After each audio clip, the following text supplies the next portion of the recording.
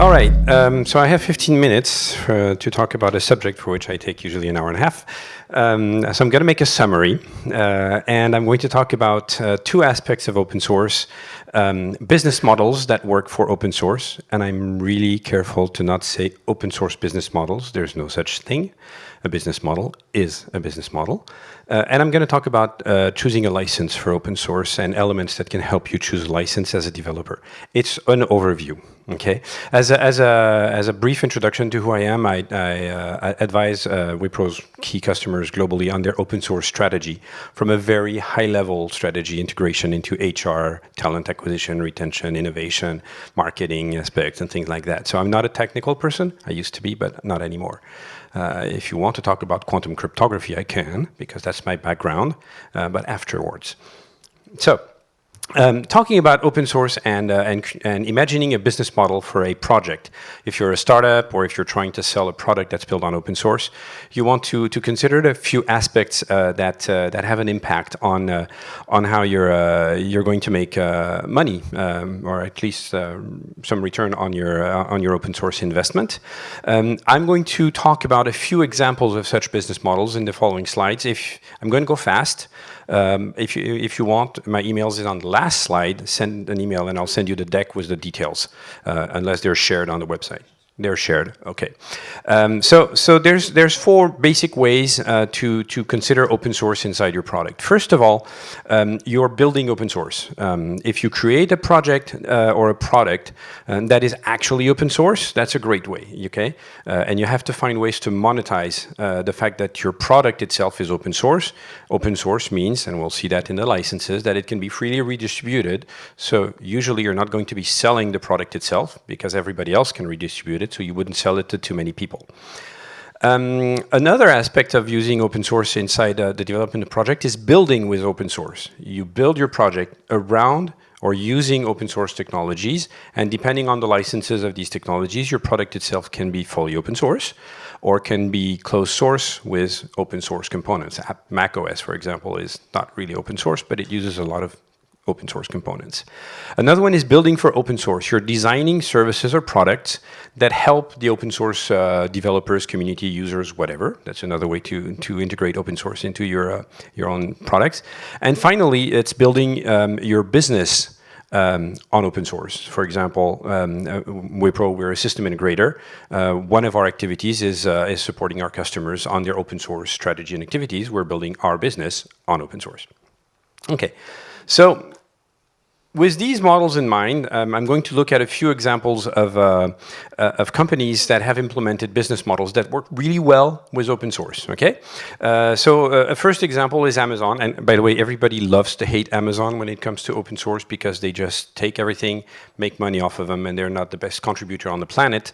Nevertheless, it's a really good business model. They're leveraging a whole bunch of open source stuff, and they're selling services based on these products. So they're making these products available as a service, which is okay because a lot of people don't want to run a data center in their office. So there's a real business case for selling stuff as a service, okay? Netflix is also doing that, but they're not selling the service itself. They're selling videos. Who here does not use Netflix? Good. Okay, try it. No, seriously, Netflix is an example. They've actually used a lot of open source in their services, and they've contributed. They're a big contributor to open source. They've made real performance improvements. They worked on optimizing data center applications. They're really good guys, on the opposite of Amazon. Okay. Another example is service revenue for technical support. So that's where you have a product that's based on open source. It might be your product, it might be somebody else's product, but you're going to sell support. Some products have community support, and a lot of people come to me and say, oh, we're going to work with a community and we're going to ask the community for support. That doesn't work really well. They tend to not respond nicely. If they respond at all, they have no SLAs and they have no confidentiality clause, so you can't send documents or files to a community. But you can work with a third-party company. So here, there's an example, a few examples here with RogueWave or some other system integrators can do that, which we do. Okay, so selling support is a good business model. Another option is to actually reduce the cost of your product. So that's not exactly selling the open source part or making money from open source, but it's reducing the cost of your product by embedding open source components in them. And this can be really tricky. If you want me to tell you a horror story about Linksys and open source, come to me after, because it doesn't fit in the length of this session.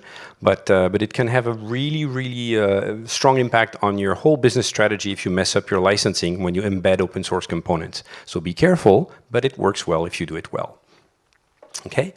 You can also create a business model based on redistribution rights of your open source product. And as an example here is the MongoDB company and product, where they have a community version of the product, but they have a commercially licensed version of the product. So it's often called also a dual licensing model.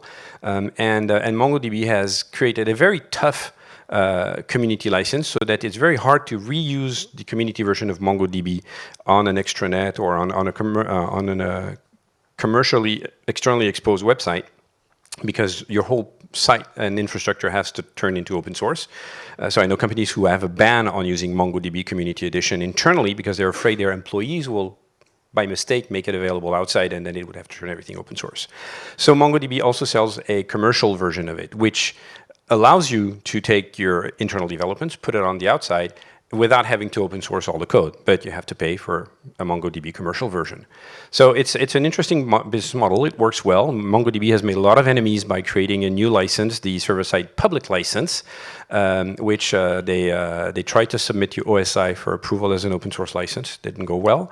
So now they're just using their SSPL license, and they're not calling it open source anymore, but it has most of the open source elements in there.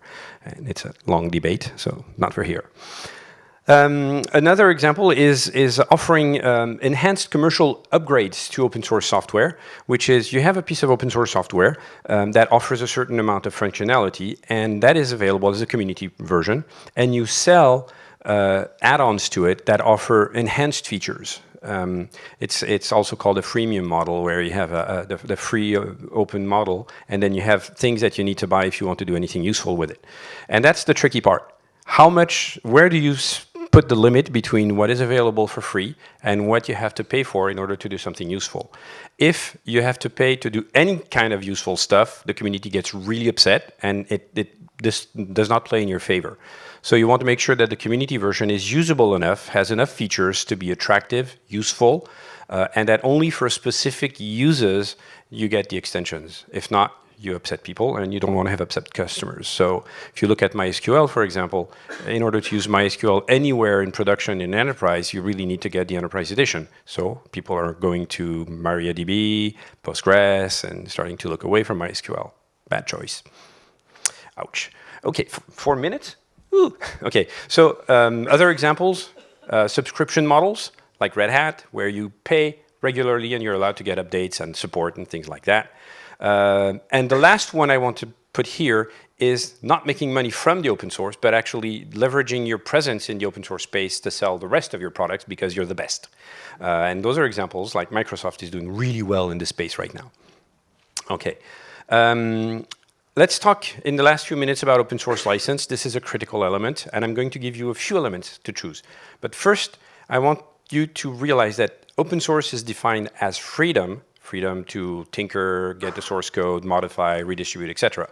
But if you look at the definition of what is an actual open source license, it's actually not only about freedoms and permissions, but it's about obligations. When you choose an open source license for your project, if somebody is going to reuse your project in their development, they have obligations. They must allow derived work. They must allow integrity of the source code. They cannot discriminate against use. So you cannot have a license that says, you cannot use this for developing weapons. CERN got burnt with that one. You cannot limit your license to a product. A general open source license must be generic, can be used for any product. There's a definition for this. Any license that fits this definition can be called an open source license. Any license that is called open source must fit this definition. Don't invent a new license for the project. Pick one that's an OSI approved license. It's much easier. There's 3 categories of license. That's going to be my last slide. and you will pick your license based on what you want your developers to be able to do with your code and how do you want them to integrate with your code. The first category is called the non-copyleft or the weak copyleft or the non-reciprocal licenses. Sorry, not weak, non-copyleft or non-reciprocal. There are licenses where you can basically do whatever you want with with your software, and you don't have to make your corresponding software open source, or you don't even have to contribute back. The BSD license is like that, and it encourages people to do so because of a community feeling, because you think it's the right thing, but it doesn't force anybody. Then you have the weak copyleft licenses, which say if you modify anything in my software, that modification has to be contributed back to the community. But if you add anything, whatever you add can be commercial, closed source or whatever, can be open source as well. But you can add commercial stuff. And that's interesting if you want people to be able to embed your stuff into commercial applications without having to give away all of their hardware source or their software source code. So for example, integration into a printer where the PostScript interpreter would be proprietary, you would want the OS to be with one of these licenses and not a strong copyleft. Then the last category is called the strong copyleft licenses or the project level reciprocal licenses. They have an impact on everything you add to the project. So if you take my source code and you modify a line because you fix a bug, you have to contribute that back.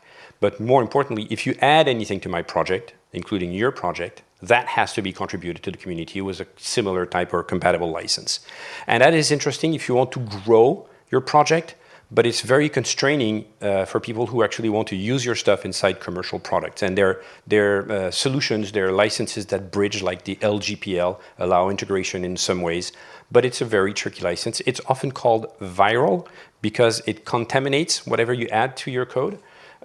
So that's one of the nasty names for these licenses, but they're very interesting if you want your community to actually grow your code base. So when you pick an open source license, really think about how you want your community, your users, the people who use your code, to actually have an obligation or not to contribute back to your code. That is what you use to choose your license. Okay? One of the fun non-copyleft licenses that I like is called the Do What the Fuck You Want With It license. Look it up. It really exists. Thank you.